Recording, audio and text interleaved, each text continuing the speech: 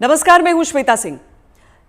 कहते हैं कि कोई भी व्यक्ति किसी पर भी विश्वास कर सकता है, लेकिन जब पैसों की बात आती है तो आप हर किसी पर विश्वास नहीं करते।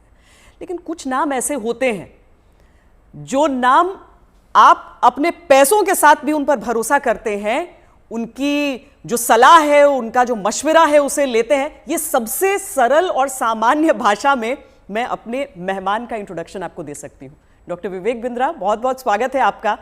और ये बहुत बड़ा कॉम्प्लीमेंट होता है क्योंकि लोग जनरली अपने पेरेंट्स के, अपने भाइयों के, अपने बहनों की, इनकी बातों पर विश्वास करते हैं जब अपने पैसे की बात आती है। बहुत सोच समझ कर सोचते हैं कि पता नहीं कुछ गलत एडवाइस न दे दे। लेकिन आपके में क्या बात ऐसी है कि ये बड़ा बिजनेस जो है उसकी तरफ जो आम इंसान है वो इतना खिंचा चला आता है?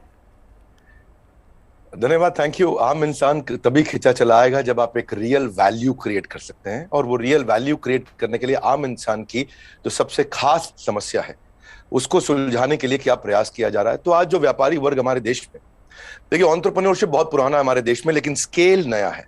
बिजनेस खड़ा तो लोगों ने किया है, लेकिन बिजनेस बड़ा नहीं किया है। और बिजनेस बड़ा कैसे किया जाए, उसके लिए सोलोप्रेन्योर, एंटरप्रेन्योर के लिए हमने हिंदी भाषा में एक बड़ा बिजनेस, ये प्लेटफॉर्म ऐसा बिल्ड किया है जिससे वी आर हेल्पिंग, और आज बिलियनियर प्रोफेसर के साथ में हम उनकी मदद कर पा रहे हैं।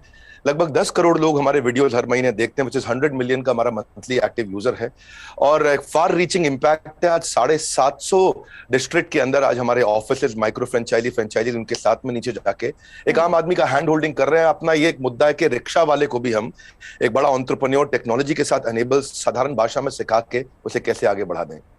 अच्छा, सुना है कि आपको कुछ गिनीज बुक रिकॉर्ड्स में भी नाम है, कई सारे रिकॉर्ड्स हैं इनफैक्ट। धन्यवाद, थैंक यू। हाँ, ठीक बात है। हालांकि ये वर्ल्ड रिकॉर्ड बनाना हमारा गोल नहीं है, वो एक आउटकम है। गोल हमारा था कि क्या हुआ पेंडेमिक में। अब मुझे वो 2020 का वो समय याद आता है जिस समय अप्रैल का टाइम था, बहुत ज्यादा सब जगह इतना ज्यादा उस समय माहौल पैनिक का था कि लोगों को समझ नहीं आ रहा था क्या किया जाए। तब हमने पहला एक वेबिनार किया। एक वेबिनार में अमूमन 100, 200, 500, 1000 लोग आते हैं। हमारे वेबिनार में 10 लाख, 15 लाख, 20 लाख लोग आए तो गिनीज वर्ल्ड रिकॉर्ड में आ गया। तो हमने स्ट्रैटेजी का, सेल्स का, ऑपरेशंस का, रिटेल का, स्टार्टअप का, हमने हर सब्जेक्ट पे, लीडरशिप पे, इन सब पे हमने वेबिनार्स किए, मार्केटिंग पे, और हर बार जो वेबिनार था वर्ल्ड रिकॉर्ड में आता चला गया। आज लगभग Guinness book of world record हमारे 9 हैं, और golden book of world record मिला के हमारे 10 वर्ल्ड रिकॉर्ड बन चुके हैं। ये जो शो आप कर रहे हैं, जो जीता वही Sikandar, horses table, good news today पर, इस शो का कॉन्सेप्ट क्या है, क्या है इस शो में? देखिए, वैसे तो होना चाहिए जो जीता वही चंद्रगुप्त मौर्य। हाँ। क्योंकि चंद्रगुप्त जीते थे, सिकंदर नहीं जीते, पर क्योंकि ये कहावत बहुत ज्यादा मशहूर है तो ये नाम भी रखा गया और बड़ा अच्छा चला। ये on the spot funding reality show है।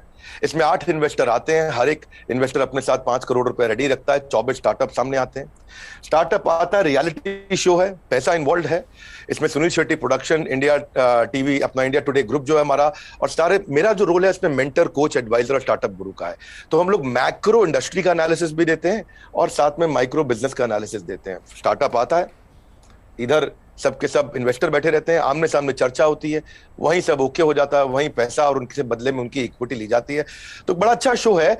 पैसा लेने के लिए देखिए कई तरीके हैं। सेल्फ फंड आदमी कर सकता है, दोस्त से ले सकता है, परिवार से ले सकता है, लेकिन जो एंजल इन्वेस्टमेंट है, वो एंजल इन्वेस्टमेंट वो आपसे छोटी सी एक ओनरशिप, हिस्सेदारी कंपनी में ले लेता है। जो एंजल आता है एंजल की तरह काम करता है। बहुत सारे एंजल इन्वेस्टमेंट के लिए बड़े अच्छे सारे प्लेटफॉर्म्स हैं, startup grind, Indian angel network, venture catalyst, Chennai angel, lead angel, Sequoia, Nexus, Kalaari, Mumbai angel, बहुत हैं। लेकिन तब भी बावजूद उसके केवल 2% लोगों को पैसा मिल पा रहा है। 98% लोग फेल हो जाते थे। तो उसी के लिए हम लोगों ने मिलकर ये शुरू किया हॉर्सेस टेबल, जहां पे हम और लोगों को पैसा दे सके, उनकी मदद कर सके। अगर उनके आइडिया में दम है तो उनकी ग्रोथ में हिस्सेदारी देने के लिए हमारे इन्वेस्टर साथ में आते हैं, और मैं उसको वहां पे आके मॉडरेट करता हूं, मैं अपनी एडवाइस देता हूं, जिसके बेसिस पे आगे हम लोग उसको आगे बढ़ा पाते हैं। मतलब इसमें कोई भी आ सकता है, कोई भी जो जिसके पास कोई आइडिया हो कि किस तरीके से आगे कोई बिजनेस हो सकता है। ज़रूरी नहीं है कि कोई बड़े बड़े ग्रुप्स हों, बिजनेस हाउसेज हों। ये मकसद क्या है इसका, आइडिया कहाँ से आया? श्वेता जी, यही तो मेन मुद्दा है कि अगर आज मैं गुवाहाटी के आगे वहां से 200 किलोमीटर दूर जाके, जहां असली भारत बसता है, जो केवल दिल्ली मुंबई में नहीं है, उन लोगों को हम ला सके, उनको बढ़ा सके। देखिए, आइडिया यहां से आया कि एक एडम स्मिथ नाम के जेंटलमैन रहे, उन्होंने मैक्रो इकोनॉमिक्स में किताब लिखी है। 200 साल पुरानी किताब है, उसको पढ़ने के बाद कुछ नहीं चाहिए। वो कहते 4 चीजें होनी चाहिए एक, जिस देश की पॉपुलेशन बढ़ रही है वहां बिजनेस अच्छा होगा, जहां टेंडेंसी टू कंज्यूम है, हमारे देश में स्वतंत्रता बहुत है, कुछ भी कंज्यूम कर सकते हैं, हमारा देश चाइना की तरह नहीं है। तीसरा, जहां एंटरप्रेन्योर बहुत है, और चौथा, जहां इनोवेशन है। चारों लिहाज से 4 में से 3.5 नंबर इंडिया को दिए जाते हैं। इंडिया में एंटरप्रेन्योरशिप बहुत तेजी से बढ़ रहा है। तो हमारे को, आपने पूछा आइडिया कहां से आया, आइडिया यहां से आया कि गड्ढा ढूंढने का एक ट्रेनिंग दिया जा रहा है, इसके द्वारा लोगों को इंस्पायर किया जा रहा है कि कैसे एक स्टार्टअप आए, क्या वो कस्टमर का टाइम बचा रहा है तो उसको पैसा मिल सकता है, हाँ भाई बड़ा अच्छा कर रहे हो आप, क्या वो कस्टमर का एफर्ट बचा रहा है, क्या वो कस्टमर का कोई कंफ्यूजन घटा रहा है, क्या वो कस्टमर के लिए सामान सस्ता लेके आ रहा है, क्या वो कस्टमर की प्रायोरिटी पे उसको फोकस करा रहा है, क्या वो कस्टमर को बढ़िया स्किल सर्विस, क्या वो कस्टमर को कोई वेंडर आइडेंटिफाई करके दे रहा है, क्या कस्टमर के लिए कोई कन्वीनियंस क्रिएट कर रहा है। तो basically Urban Company, OYO, Swiggy, Ola, Zomato, Flipkart, Just Dial, Zoom, ये सब इंडियन स्टार्टअप्स हैं जो कस्टमर की कोई ना कोई समस्या को सुलझा रहे हैं। और जैसे वो समस्या सुलझाते हैं, और इसी के लिए हम इंस्पायर करना चाहते हैं कि स्टार्टअप ऐसा ही है जो कस्टमर की बर्निंग प्रॉब्लम को, ज्वलंत समस्या को सुलझा सके। पर इसके आगे क्या होगा? मतलब अगर कोई इंसान है, जैसे मान लीजिए मेरे पास ही कोई आइडिया है, तो मुझे तो बिजनेस चलाने के बारे में मालूम नहीं है, फंडिंग अगर मान लीजिए मुझे मिल भी जाती है यहाँ पर, तो आगे क्या बिजनेस चलाने में मदद भी मिलेगी? बहुत अच्छा प्रश्न है आपका। देखो, जब इन्वेस्टर आता है ना, तो वो स्मार्ट कैपिटल लेके आता है, केवल पैसा नहीं लाता है, वो एक हैंड होल्डिंग सपोर्ट लेके आता है। बड़ा बिजनेस साथ में, हमारी कंपनी भी आ रही है तो हम उनको लाइफ टाइम मेंबरशिप देते हैं, ट्रेनिंग देते हैं। देखिए, जब इन्वेस्टर आता है तो वो स्टार्टअप को मेंटरशिप देता है, एडवाइस देता है, रिसोर्सेज देता है। तो इसीलिए ये जो हॉर्सेस टेबल है, जो हमारे आज यूट्यूब चैनल पे आ रहा है, जीएनटी पे आ रहा है, गुड न्यूज टुडे, और अच्छा नेटवर्क आपने चालू किया है, तो ये हम यहाँ पे इन्वेस्टर एक स्टार्टअप को आगे जाके और फंड रेज करने में मदद करता है कि सीरीज ऑफ इन्वेस्टमेंट पिचेस डाल सके। हर स्टेज पे उसके साथ इन्वॉल्व होता है। एक आइडिया स्टेज से रेवेन्यू जनरेटिंग स्टेज तक इन्वेस्टर साथ में जुड़ता है। कई बार तो इन्वेस्टर अपना फ्री ऑफिस स्पेस भी देता है। अगर आपकी कंपनी छोटी है, आप हमारे ऑफिस जाकर शुरू कर सकते हो। उनको डिजिटल मार्केटिंग सपोर्ट देता है, टेक्नोलॉजी बनाने में, मैन पावर लाने में। तो ऐसा नहीं, इतना ही नहीं है, बल्कि मैं आपसे ये भी बताऊंगा कि फंड का इस्तेमाल कैसे हो रहा है, इस पर भी स्टार्टअप आकर के स्टार्टअप के ऊपर इन्वेस्टर नजर रखता है। इन्वेस्टर देखता है कि ड्यू डिलिजेंस करता है, उनको स्मार्ट कैपिटल देता है, उनके नेटवर्क को बढ़ाता है, उनको फ्यूचर इन्वेस्टर अट्रैक्ट करने में पूरी मदद करता है, उसको ब्रांड बिल्डिंग करता है, उसका माउथ पीस बन जाता है। वो केवल पैसा नहीं इन्वेस्ट करता है, वो उसको पूरी गाइडेंस देता है आगे, उसको बिल्कुल हॉक आई के साथ में जुड़ा रहता है, उनकी रिपोर्ट्स लेता है हर हफ्ते, हर महीने। ऐसा नहीं कि जैसे लिस्टेड कंपनी तो क्वार्टरली रिपोर्टिंग करते हैं, इनसे तो हर महीने रिपोर्ट किया। तो स्टार्टअप पे कड़ी नजर भी रहती है कि वो पैसा कैसे इस्तेमाल कर रहा है, और उसको हैंड होल्डिंग करके सपोर्ट करके ग्रोथ के लिए भी मदद की जाती है। इसीलिए इसी लिहाज से हॉर्सेस टेबल एक रेवोल्यूशनरी कॉन्सेप्ट है जो आज जीएनटी के साथ बड़ा बिजनेस मिलकर के लेके आया है। ये बड़ी अच्छी चीज़ है, क्योंकि थोड़ा तो मार्गदर्शन भी चाहिए सबको, लेकिन नज़र भी रखनी ज़रूरी है। लेकिन एक थ्योरी ये भी है डॉक्टर विवेक बिंद्रा कि स्टार्टअप्स का बबल एक क्रिएट हुआ था, और वो जो बुलबुला है वो अब धीरे धीरे फूट रहा है। आपकी क्या सोच है इस पर? नहीं, मैं ऐसा बिल्कुल नहीं मानता। ये कोई बुलबुला नहीं, ये रियल सब्सटेंस है। अगर ये बबल है तो हमें मानना होगा कि 700 मिलियन इंटरनेट यूजर भी इंडिया में बबल है। इंटरनेट यूज करना बंद कर देंगे क्या लोग? आज UPI card payments, net banking, transaction, ये सब बंद हो जाएगा। अक्टूबर में ही साल $100 बिलियन की ट्रांजैक्शन यूपीआई पे इंडिया में हुई है। ये स्टार्टअप का नतीजा है। रेवोल्यूशनाइज किया है डिजिटल ट्रांजैक्शंस को, ये स्टार्टअप का नतीजा है। बहुत सक्सेसफुल स्टार्टअप्स आ रहे हैं। 42 नए यूनिकॉर्न 1 साल में आए हैं।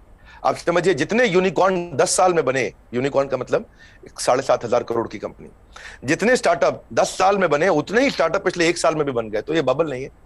इंडिया इस समय टॉप 3 यूनिकॉर्न प्रोड्यूसर में जो स्टार्टअप के है उसका नाम आ चुका है। यानी कि हर 9 दिन के अंदर हमारे देश में एक नया $1 बिलियन स्टार्टअप पैदा हो रहा है। स्टार्टअप जो है ना, ये अब 2011 में 9.5 साल लगा करते थे, और उसके बाद ये समय कम होता चला गया। 2012 से जो स्टार्टअप आया वो 4.5 साल में $1 बिलियन हो गए। आप ये समझिए कि ट्रैवल एजेंसी जो होती थी वो Goibibo, Thomas Cook, MakeMyTrip में आ गई। सरकारी नौकरी घट रही है, स्टार्टअप बढ़ रहे हैं। पेपर अब डिजिटल हो गया है, किताबें किंडल में मूव कर गई हैं, बिजली अब सोलर होती जा रही है, रिटेलर अब अमेजॉन, फ्लिपकार्ट और रिलायंस पे मूव कर गया है, गाड़ियां ड्राइवरलेस हो रही हैं, ब्लॉकबस्टर सीडी को खत्म करके यूट्यूब, अमेजॉन प्राइम, नेटफ्लिक्स आ गया है, सेल फोन के बिल अब घट रहे हैं, इंटरनेट के बिल बढ़ रहे हैं, गाड़ियों की सेल घट रही है, ओला उबर बढ़ रहा है, रेस्टोरेंट शटडाउन हो रहे हैं, ऑनलाइन फूड डिलीवरी बढ़ रहा है। आज बच्चों को जो है ऑनलाइन स्टडीज उनकी बढ़ गई है, प्राइवेट कोचिंग घटती जा रही है। इसका मतलब क्या है? जो स्टार्टअप है ना, वो एक रेवोल्यूशन है। पहले कबूतर चिट्ठी लेके जाता था, आज व्हाट्सएप चिट्ठी लेके जा रहा है। इसके बीच में बहुत लंबी जर्नी थी, और सिलिकॉन वैली में कम से से कम 15 स्टार्टअप ऐसे बैठे हैं जो व्हाट्सएप के खात्मे की तैयारी कर रहे हैं।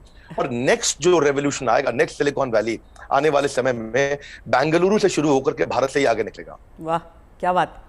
लेकिन कई स्टार्टअप्स फेल भी तो होते हैं, कई स्टार्टअप्स फेल हो जाते हैं, इसकी वजह क्या रहती है? श्वेता देवी, ऐसा स्टार्टअप फेल होने के मेन 8-10 बड़े कारण होते हैं। पहला तो कोई डिफरेंशिएशन ना हो, आप वही कर रहे हो जो बाजार में सब कर रहे थे। दूसरा, फोकस की कमी हो, सारी चीजें करने में लगे हैं, फोकस नहीं है। तीसरा, उनकी एग्जीक्यूशन की स्पीड कमी है। चौथा, अगर बिजनेस अच्छा ले भी आए तो रेकरिंग रेवेन्यू नहीं है, वो कस्टमर के साथ माल दो पैसा लो रिश्ता खत्म। रेकरिंग रेवेन्यू यानी कि बार बार उसके साथ ट्रांजैक्शन होना चाहिए। पांचवा, कि वो अपनी टीम अच्छी नहीं बना पाते, दे हायर पुअरली, और एक कमजोर टीम लेके आते, एक कैटेगरी टीम नहीं बिल्ड करते। वो कुछ ऐसा बना बैठते हैं, गलती से एक और गलती करते हैं कि वो जो मेरे को अच्छा लग रहा पर कस्टमर को उसकी जरूरत नहीं, यानी कि कस्टमर अनफ्रेंडली प्रोडक्ट बना देते हैं, कस्टमर का फीडबैक नहीं लेके आ पाते हैं, पैशन नहीं होता है, प्रॉफिट के चक्कर में चले गए लेकिन पैशन नहीं है। ये बड़ा जरूरी है, आंसर बड़ा महत्वपूर्ण है। जो आज व्यूअर देख रहे हैं उनको ये समझना चाहिए कि अगर बिजनेस मॉडल और रेवेन्यू मॉडल कमजोर है, प्री मैच्योर स्केल किया, बिजनेस खड़ा हुआ नहीं, बड़ा करने पहले निकल गए, बिना टेक्नोलॉजी के स्केल किया और उसके चक्कर में फिर आपने कर्जा भी ले लिया, तो फिर जो है वो एग्जीक्यूशन और स्लो होगा, प्रॉफिट और कैश फ्लो खत्म होगा, और फिर कैश बर्नआउट के बाद आप फंड भी रेज नहीं करेंगे। यही मुख्य कारण होते हैं कि स्टार्टअप फेल होते हैं। तो पहले बिजनेस को खड़ा करना है, बाद में बिजनेस को बड़ा करना है। क्या हम समझे कि एक स्टार्टअप कल्चर है अब और ये डेवलप हो रहा है, और ऐसे में भविष्य से आपकी क्या उम्मीदें हो जाती हैं? देखिए, स्टार्टअप का कल्चर अब डेवलप हो रहा है इंडिया में। पिछले काफी समय से हम ऑब्जर्व कर रहे थे, नंबर 1 पे सिलिकॉन वैली, न्यूयॉर्क सिटी, उसके बाद London, Chicago, Los Angeles, Seattle, Boston, Berlin, Tel Aviv Israel में जो है, और सिंगापुर। यही केवल 10 शहर थे दुनिया के अंदर जहां स्टार्टअप्स बिल्ड हुआ करते थे। अब अचानक बेंगलुरु बहुत तेज आगे आया। हम जो पीछे थे अब हम आगे बढ़ रहे हैं। परंतु क्यों हम पीछे रह गए थे और भविष्य में कैसे आगे बढ़ेंगे उसको समझते हैं। हम पीछे इसलिए रह गए क्योंकि हमारा इंडियन एजुकेशन सिस्टम बहुत कमजोर था। इंसान को रोटी कपड़ा मकान के अलावा सबसे ज्यादा जरूरी है शिक्षा, और यहाँ पे ग्रेजुएट इतने प्रोड्यूस हो रहे हैं जितने कंज्यूम नहीं हो रहे थे। Real time corporate campus experience नहीं है, पढ़ाई पुरानी है, स्टैग्नेंट सिलेबस है, कन्वेंशनल थियोरेटिकल क्लासरूम अप्रोच थी। इस चक्कर में अंडर एम्प्लॉयमेंट जो है वो अनएम्प्लॉयमेंट से ज्यादा बड़ी समस्या है। आज राजनेता लोग सबके सब हमारे यहाँ पॉलिटिक्स में अनएम्प्लॉयमेंट की बात करते हैं, लेकिन अंडर एम्प्लॉयमेंट कितनी बड़ी बात है कि अब ग्रेजुएट पोस्ट ग्रेजुएट को 14,000 रुपए की तनख्वाह मिलती है, पीएचडी होल्डर को आज अगर 20,000 की तनख्वाह मिल रही है तो कितना बुरा हाल है। लो इंडस्ट्री डिमांड है, इनकॉम्पिटेंट फैकल्टी है, जो कॉलेज में पढ़ा रहा है उसको पढ़ाना नहीं आ रहा, कॉलेज में प्रोफेसर वो बन रहा है जिसको कोई नौकरी नहीं मिल रही है। तो स्टूडेंट की एस्पिरेशन बहुत थी, प्रिपरेशन यहाँ थी, प्रिपरेशन है नहीं, एस्पिरेशन बहुत ज्यादा है। उस चक्कर में हमने हार्वर्ड के प्रिंसिपल्स को इंडिया में अडॉप्ट किया कि 80% case study, 10% project, 5% lecture, 5% learning. ये है 100% का पूरा मॉडल। और आप जो है, ये जो आपका बेसिकली प्रश्न है कि कल्चर डेवलप हो रहा है, हाँ अब ये कल्चर डेवलप हो रहा है। ओरिजिनल क्वेश्चन आपका यही है कि कल्चर ऑफ इनोवेशन आ रहा है, और इससे ना इकोनॉमिक एक्टिविटीज, मनी सर्कुलेशन अपने आप इंप्रूव होता है, और इससे देश में फर्क आ रहा है। मेरा कंक्लूजन यही है कि लोगों के पास आइडियाज हैं, कैपेबिलिटी है। हमने जो ये शुरू किया है हॉर्सेस टेबल, जो जीता वही सिकंदर, ये एक ऐसा रेवोल्यूशनरी कॉन्सेप्ट है जिससे एक आम आदमी को भी ना मन में ये फीलिंग आ गया है, यार आइडिया देने पे पैसा मिल सकता है तो मुझे भी कुछ करना चाहिए। केवल आइडिया देने पे पैसा मिल रहा है, भैया तो कमाल हो गया है, मैं भी आता हूं, मैं भी आगे बढ़ता हूं। बड़ा उत्साह इस समय बढ़ रहा है देश का। हमारे यूट्यूब चैनल पे हमको बहुत फीडबैक्स मिल रहे हैं, जीएनटी पे मैंने देखा बहुत से फीडबैक्स मिल रहे हैं, लोग बहुत पसंद कर रहे हैं, शेयर रेट बढ़ गया, वीडियो कंजम्पशन रेट बढ़ गया।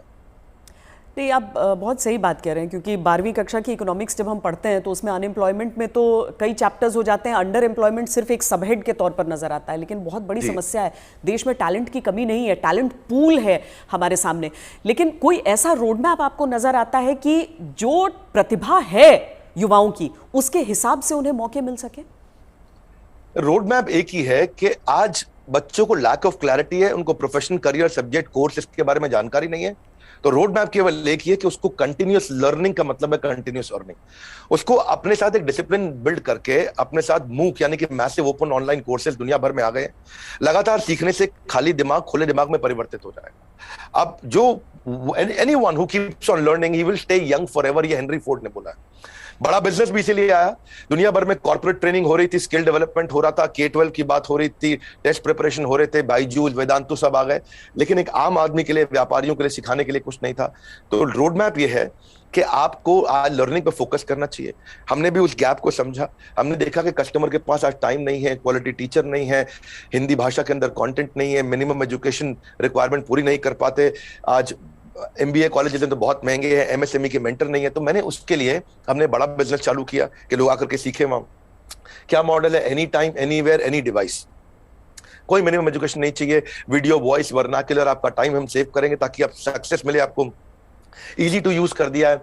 सारे business planning tool, framework, agreement, उनको डॉक्यूमेंट, स्ट्रैटेजी शीट, हर एक चीज बना के हैंड होल्डिंग के साथ, कोई भी सब्जेक्ट में फंसे वो, strategy, sales, HR, finance, customer service, funding, operations, technology, marketing, admin, legal, production, इस सब में उसको मदद करते हैं ताकि वो आकर के सीखे।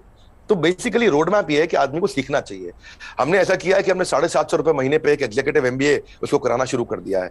1500 रुपए महीने पे हमने एक अडल्ट को एमबीए कराना शुरू कर दिया है। सिखा कौन रहा है मेरे साथ? मेरे प्रोफेसर एक कैटेगरी है, Kent RO, Patanjali, Amul, Morgan Stanley, Somani, Apollo, Ford Motors, इन सबके चेयरमैन हमारे साथ जुड़े हुए सिखा रहे हैं। Dainik Bhaskar, Lalpath lab, Xiaomi, HDFC limited, जब इनके चेयरमैन एक अच्छा बिलियनियर प्रोफेसर आके सिखाता है और वो लर्निंग देता है और इतनी अफोर्डेबल प्राइस पे देता है, तो उससे रेवोल्यूशन आ रहा है। यही कारण है कि आज देश में बहुत सारे लोग हमारे साथ जुड़े हैं, जिसके कारण हम वो सीख पा रहे हैं, आगे बढ़ रहे हैं। तो रोड मैप सब लोग को मेरा एक ही मैसेज है कि अगर आपको अर्निंग बढ़ानी है तो पहले लर्निंग बढ़ानी होगी। क्योंकि अमूमन ऐसा होता है कि कुछ बड़े बिजनेस हाउसेस, हम सब टाटा बिरला को देखते हुए बड़े हुए, लेकिन वो मोनोपोली है इतना भी समझ में आया, कुछ कठिन शब्द लोग सीखते गए, लेकिन इतना भी साथ में सीखा कि सारा कंट्रोल इन्हीं के हाथों में रहेगा। लेकिन क्या ये स्टार्टअप कल्चर जो है वो बिजनेस डाइवर्सिफिकेशन में मदद कर सकता है? श्वेता देवी, अब जमाना बदल गया है। पहले $1 बिलियन कंपनी बनाने में जो 50 साल लगते थे, 5 साल में बन जाती है। जो हमारे यहाँ टॉप रैंकर सबसे बड़े अरबपति 1950 में थे, उनमें से अब कोई दिखाई नहीं पड़ता है टॉप अरबपति की लिस्ट में हमारे देश में। अचानक जमाना बदल गया है। इनफैक्ट सन 2000 तक भी नौकरी.com, मेक माई ट्रिप, इनको 14 साल लगे $1 बिलियन कंपनी बनने में। पर आप उसके बाद देखिए, फ्लिपकार्ट, पॉलिसी बाजार, जोमेटो आया तो इनको 14 साल नहीं लगे, ये 8.5 साल में $1 बिलियन हो गए। और उसके बाद में देखिए, नाइका, ओयो, उड़ान और ओला इलेक्ट्रिक आया, ये 2 साल 3 साल में $1 बिलियन कंपनीज हो गए। तो अब जो है वो कॉर्पोरेट्स की बपौती नहीं रह गया है बिजनेस। अब पहले हुआ करता था कि बड़ी मछली छोटी मछली को खा जाया करती थी, आज बहुत सारी छोटी मछली मिलकर बड़ी मछली को खा जाती हैं, और उसी रेवोल्यूशन में हम कंट्रीब्यूट कर रहे हैं साथ में। डॉक्टर बिंद्रा, बहुत मज़ा आया आपसे बात करके। और एक चीज़ मैं कहूँगी कि आमतौर पर क्या है कि ये बिजनेस के कॉन्सेप्ट्स जो हैं उसमें अंग्रेजी का इतना इस्तेमाल होता है कि आम लोग कनेक्ट नहीं कर पाते हैं, आंकड़ों का इतना इस्तेमाल होता है कि लगता है कि यार ये तो हमारे बूते की बात नहीं है। आप इतने सिंपल तरीके से समझाते हैं, मुझे लगता है इसीलिए ऐसी चीज़ों पर भी लोग आपकी बात को समझते हैं, आपकी बात को मानते हैं। और ये जो जी, हर एंकर के साथ भी उतना अच्छा नहीं लगता जितना श्वेता देवी आपका इम्पैक्ट है और आज तक का इम्पैक्ट है। मैं तो मतलब मानता हूं उस बात को कि आज तक जितना न्यूट्रल और जितना अच्छा चैनल रहा है, और खास तौर से जो आपने इन्फ्लुएंस क्रिएट किया, तो आपको बहुत बहुत बधाई। धन्यवाद, आपने इतना समय लगाया आज लोगों को इन महत्वपूर्ण पहलुओं पर हम चर्चा कर सके। Thank you so much. Thank you so much. धन्यवाद श्वेता देवी, थैंक यू।